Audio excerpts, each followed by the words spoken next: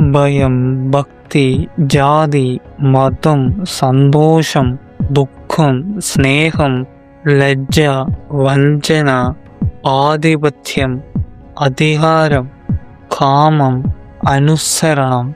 മനുഷ്യന്റെ ഉള്ളിലെ എല്ലാ ഇരുട്ടും വെളിച്ചവും എല്ലാ ക്രൂരതയും കരുണയും ഒരൊറ്റ വാക്കിനുള്ളിൽ അടക്കി വെച്ചു. DOG തിരിച്ചു വായിച്ചാൽ GOD, ദൈവം. എപ്പോഴൊക്കെ മനുഷ്യൻ ആകാശത്തിലെ നിശബ്ദമായ ശൂന്യതയിലേക്ക് നോക്കിയോ അപ്പോഴൊക്കെ അവൻ്റെ ഉള്ളിൽ ഈ മന്ത്രം മുഴങ്ങി. ഒരു പേര്, ഒരു മറയ്ക്കൽ, ഒരു ആശ്വാസം, ഒരു ഭയം, ഒരു പ്രതീക്ഷ, ഒരു നിയന്ത്രണം. ദൈവം. ഈ കഥ എവിടെ നിന്ന് തുടങ്ങുന്നു? ഏത് ഇരുണ്ട ഗുഹയിൽ നിന്ന്? ഏത് രക്തരുചിതമായ ചരിത്രത്തിന്റെ വഴികളിലൂടെ? ഏത് മനുഷ്യ മനസ്സിന്റെ അഗാധമായ ആജ്ഞയിൽ നിന്ന് പുറത്തു വരുന്നത്? നമുക്കൊരു റോളർ കോസ്റ്റർ യാത്ര പോവാം. ചരിത്രത്തിന്റെ ഇരുൾ നടഞ്ഞ നിഗൂഢമായ വഞ്ചന നിറഞ്ഞ ലോകത്തേക്ക്. ശ്രദ്ധിക്കൂ, കാരണം ഒരിക്കൽ കേട്ടാൽ മറക്കാൻ പറ്റില്ലത്.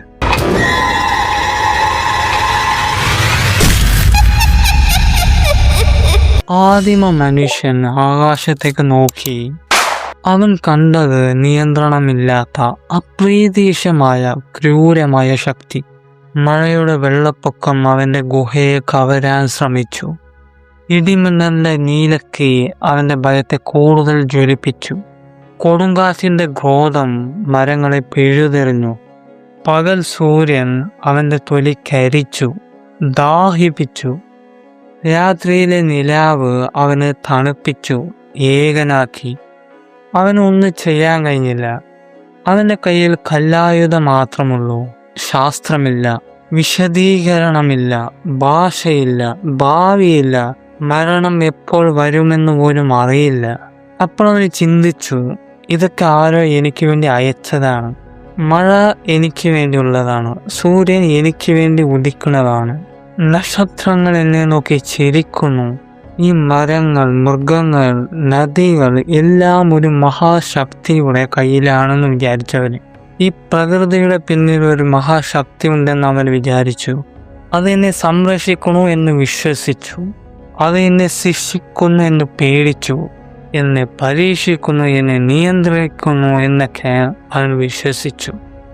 അജ്ഞാതമായ ആ ശക്തിക്ക് അവനൊരു പേര് നൽകി, ദൈവം. നിസ്സഹായതയുടെ ആഴത്തിൽ നിന്ന് ജനിച്ച ആദ്യത്തെ ദൈവം, ഭയത്തിന്റെ മകൻ, അതിജീവനത്തിന്റെ സൃഷ്ടി, അവന്റെ ഏറ്റവും വലിയ കണ്ടുപിടുത്തം, അവന്റെ ഏറ്റവും വലിയ ബ്രഹ്മം. ഇത് വെറും കഥയല്ല, തെളിവ് നോക്കൂ.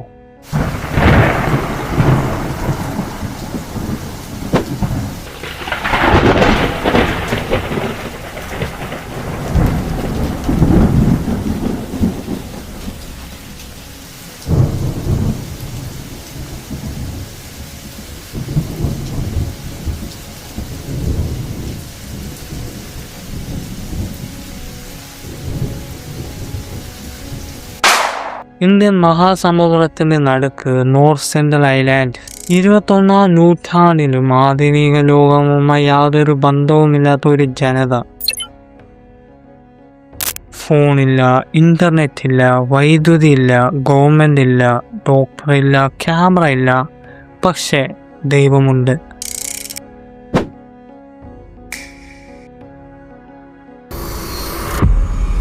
ആരെങ്കിലും അവരുടെ ദ്വീപിലേക്ക് കയറാൻ ശ്രമിച്ചാൽ മരണം ഉറപ്പ്.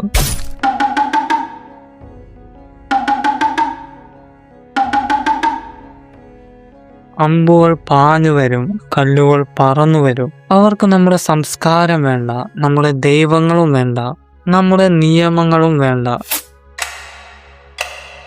പക്ഷെ സൂര്യോദയം കാണുമ്പോൾ അവരും പ്രാർത്ഥിക്കുന്നു. രാത്രിയുടെ ഇരുട്ടിൽ അവരും ഭയക്കുന്നു. അവരുടെ മഴയും നമ്മുടെ മഴയും ഒന്നാണ്. അവരുടെ ഭയവും നമ്മുടെ ഭയവും ഒന്നാണ്. അവരുടെ ദൈവവും നമ്മുടെ ദൈവവും ഒരേപോലെ ഉദിച്ചതാണ്. എവല്യൂഷൻ ഒരേപോലെ നടന്നു. പക്ഷെ ശാസ്ത്രമില്ലാത്ത എല്ലാ സമൂഹങ്ങളിലും പ്രകൃതിയുടെ ഓരോ പ്രതിഭാസവും ദൈവത്തിന്റെ കയ്യൊപ്പായി മാറി. ഒരുപക്ഷെ വ്യത്യസ്ത രൂപങ്ങളിലും വ്യത്യസ്ത പേരുകളിലുമായിരിക്കും. പക്ഷെ ഒരേ ചിന്ത, ഒരേ ഭയം. മനുഷ്യൻ എവിടെയും ഒരേപോലെ ദുർബലനാണ്, ഒരേപോലെ ആജ്ഞനാണ്. ഇന്ന് നമുക്കറിയാം സൂര്യപ്രകാശം എന്ന് പറഞ്ഞാൽ ഫോട്ടോണുകളാണെന്ന്.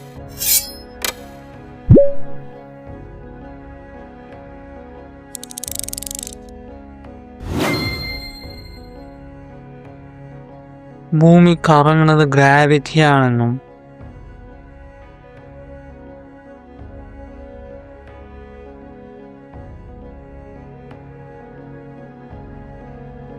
മഴ മേഘങ്ങളിലെ നീരാവിയുടെ കൂട്ടമാണെന്നും നമ്മൾക്കിന്ന് അറിയാം. എന്നാൽ ഒരു ചോദ്യം ഇപ്പോഴും കത്തുന്ന തീ പോലെ ബാക്കിയുണ്ട്. ആരാണ് ഈ മുഴുവൻ സംവിധാനവും രൂപകൽപ്പന ചെയ്തത്? ആരാണ് ഈ നിയമങ്ങൾ എഴുതിയത്? ആരാണ് ഈ ക്ലോക്ക് വർക്ക് യൂണിവേഴ്സിന്റെ കിക്കർ തിരിച്ചത്?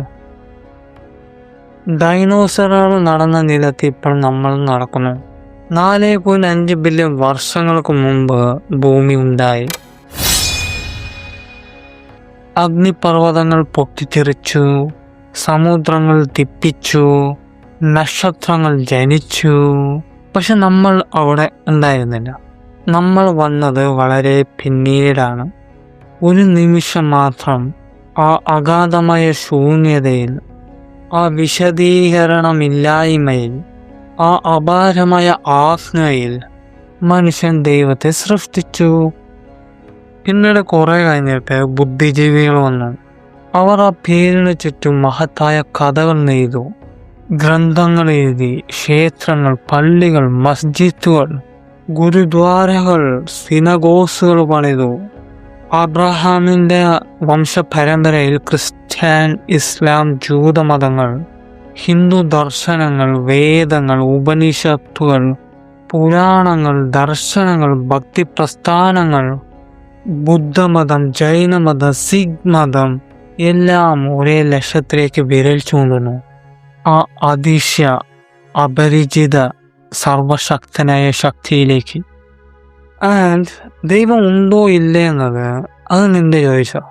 പക്ഷെ നോക്ക്, നിന്റെ ജീവിതവും ദൈവവും ജനനം മുതൽ രക്തത്തോട് കലർന്നു കിടക്കണമെന്ന നീ കുടിച്ച പാലോടൊപ്പം, പ്രാർത്ഥനകളോടൊപ്പം, ഭയത്തോടൊപ്പം, സ്നേഹത്തോടൊപ്പം, മാതാപിതാക്കൾ, മുത്തശ്ശന്മാർ, തലമുറകൾ, അവർ നിനക്കൊരു വിശ്വാസത്തിന്റെ ഇഞ്ചക്ഷൻ നൽകി.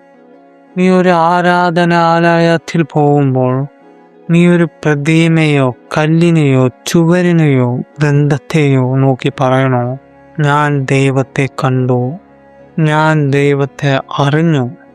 നീ കള്ളം പറയണില്ല. നീ ആവർത്തിച്ചാവർത്തിച്ച് കേട്ട വാക്കുകളുടെ ഭാരവും, തലമുറകളുടെ പ്രാർത്ഥനകളുടെ ഭാരവും, സമൂഹത്തിന്റെ പ്രതീക്ഷകളുടെ ഭാരവും നിന്നെ അങ്ങനെ പറയിപ്പിക്കുന്നു.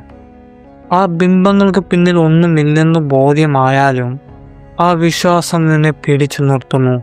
അത് സുഖം തരുന്നു, അത് അർത്ഥം തരുന്നു, അത് ഭയത്തിൽ നിന്ന് രക്ഷിക്കുന്നു, അത് നിന്നെ ഒരു കൂട്ടായ്മയുടെ ഭാഗമാക്കുന്നു, അത് നിന്നെ ഒറ്റയ്ക്കാകാതിരിക്കാൻ സഹായിക്കുന്നു.